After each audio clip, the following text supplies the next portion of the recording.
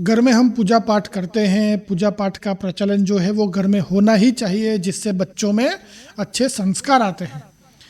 परंतु आजकल जो है घर में अगरबत्ती करने का जो प्रचलन है, जो हमारी पूजा पाठ में दोष उत्पन्न करता है। अगरबत्ती जो है वो हमारे धर्म और हमारी संस्कृति में करना है ही नहीं।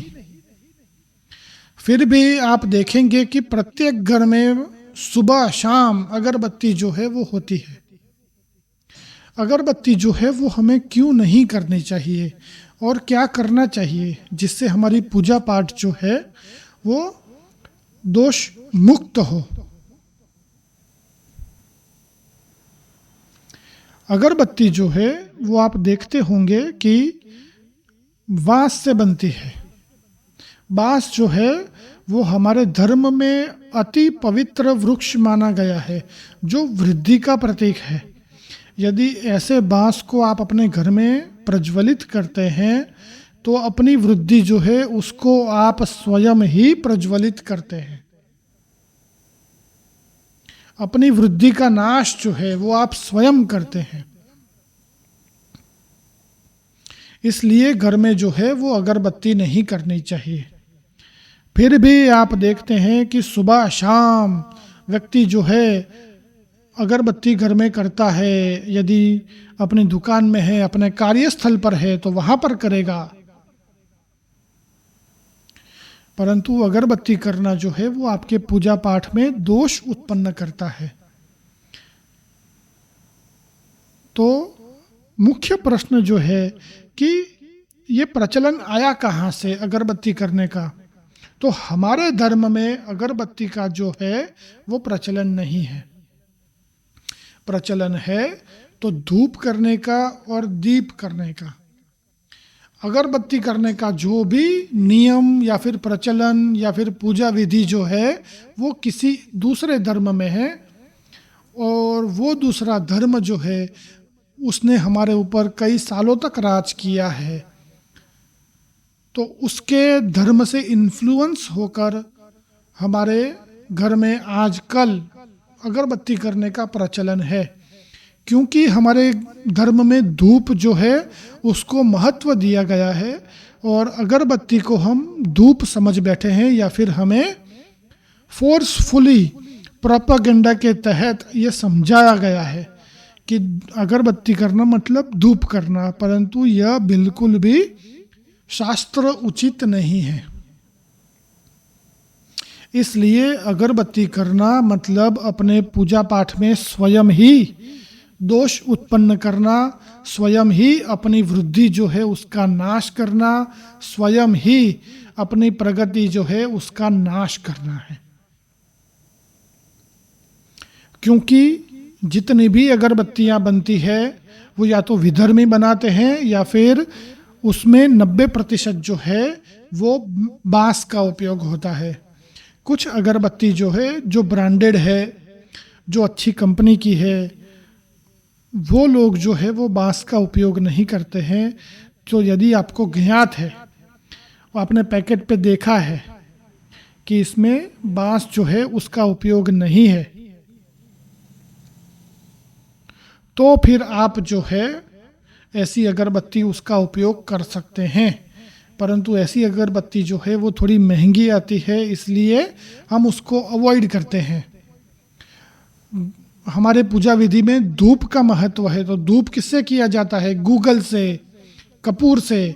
ये भी महंगा आता है, इसलिए हम सस्ते की लालच में या फिर सस्ते की चाह में हम अगरबत्ती पे शिफ्ट हो गए हैं।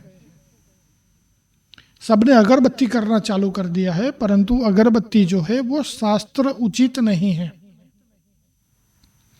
इसकी जगह पर आप वो अगरबत्ती इस्तेमाल करें जिसमें बांस का उपयोग नहीं है। ये नहीं कर सकते तो गूगल का धूप करें, कपूर का धूप करें। अगर ये भी नहीं कर सकते तो ना करें, परंतु अगरबत्ती जो सस्ती वाली है, जो आम तौर पर ठेले पर मिल जाती है, ऐसी अगरबत्ती बिल्कुल भी उपयोग न करें। ये आपकी पूजा पाठ में दोष उत्पन्न करता है, क्योंकि घर में बांस जलाना उसको अशुभ माना गया है।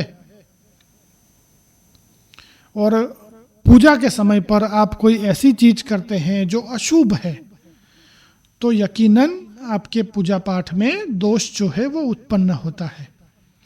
इसलिए सर्वप्रथम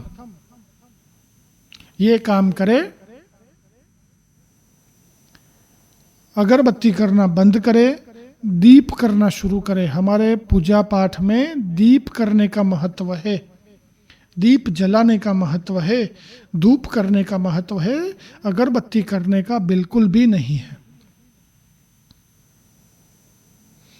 दीप करने से क्या प्राप्त होगा वो मैं आपको एक श्लोक में समझाता हूँ। अगरबत्ती करने का एक भी श्लोक जो है वो हमारे शास्त्र में नहीं है।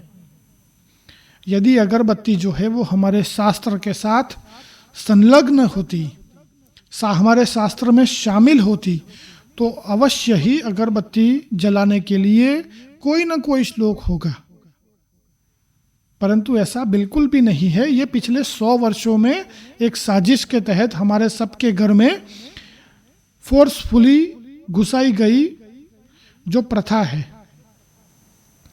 तो हमें जब तक इस बात का ज्ञान नहीं था तब तक ठीक, हमने अनजाने में इस दोष को किया, परंतु जब आप ये वीडियो देख रहे हैं, जब आपको समझ आ रही है कि धर्म कौन सा है आपका, संस्कृति कौन सी है, उसमें क्या उचित है क्या अनुचित है, तो अब से अगरबत्ती करना बंद करें। अगरबत्ती के एवज में आप धूप करें, फिर वो धूप किसी का भी हो सकता है, गूगल का, कपूर का या फिर और भी है। अगर नहीं कर सकते, पैसों की समस्या है, तो सस्ती अगरबत्ती बिल्कुल भी ना करें, सिर्फ एक दीप जलाइए, भगवान उसमें संतुष्ट है। दीप जलाने समय आप जो श्लोक बोलते हैं, जो मैं आपको बताने जा रहा हूं, उससे क्या क्या मिलेगा वो भी समझाऊंगा।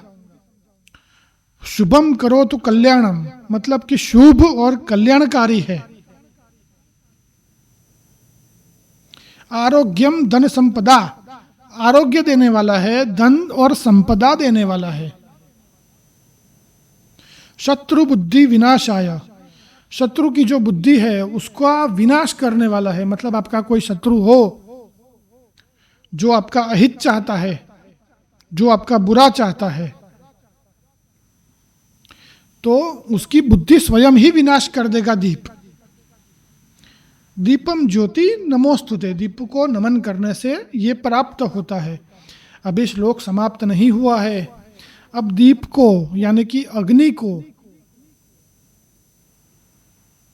कौन सी उपमा दी गई है वो देखें कि दीपम ज्योति पर ब्रह्म, दीपम ज्योति जनार्दन, दीपो हर तुम्हें पापम, दीपम ज्योति नमोस्तुते।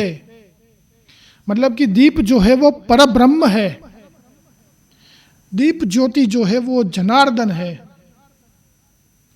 और दीपो हर, हर मतलब महादेव जी का जो नाम है, मतलब कि महादेव जी।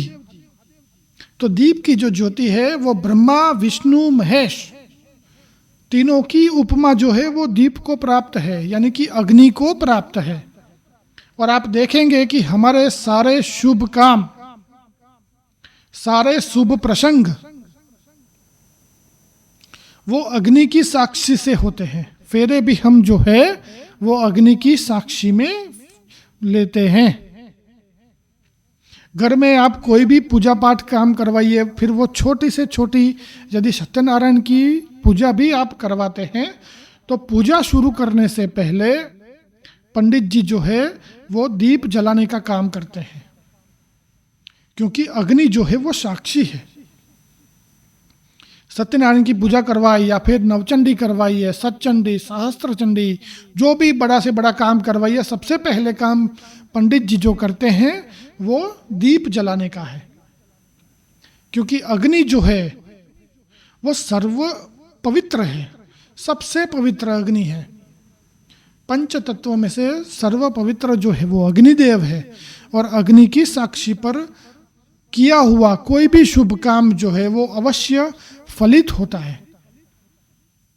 तो इतना महत्व है दीप जलाने का, और इसीलिए हम अपने पूजा पाठ को शुरू करने से पहले दीप प्रज्वलित करते हैं। परंतु आजकल के प्रचलन में दीप प्रज्वलित करने के बाद उसके साथ ही उसी दीप की ज्योति में हम अगरबत्ती प्रज्वलित कर देते हैं, यानी कि दीप प्रज्वलित करने का जो भी शुभ फल था वो चला गया, उसको हमने स्वयं ही विसर्जित कर दिया है। भले ही आप अनजाने में करते थे अब तक, जिसको पिछले कुछ 101 वर्षों में हम पर आरोपित की मतलब हमारे ऊपर डाल दिया गया है, और हम सस्ते के चक्कर में करते हो या फिर अनजाने में करते हो, जो भी हो, परंतु आज से ये काम करना बंद कर दे, अवश्य घर में प्रगति होगी। सिर्फ एक दीप करें, यदि धूप करने की आपकी क्षमता नहीं है, क्योंकि वो थोड़ा महंगा होता है, मैं समझ सकता हूं, तो आप सिर्फ दीप करें। दीप प्रज्वलित करेंगे तो घर में, जैसे मैंने बताया, आरोग्य अच्छा होगा, धन संपत्ति अच्छी होगी, शत्रु का नाश होगा। ये सभी शुभ फल जो है वो केवल एक दीप जलाने से आपको प्राप्त होंगे।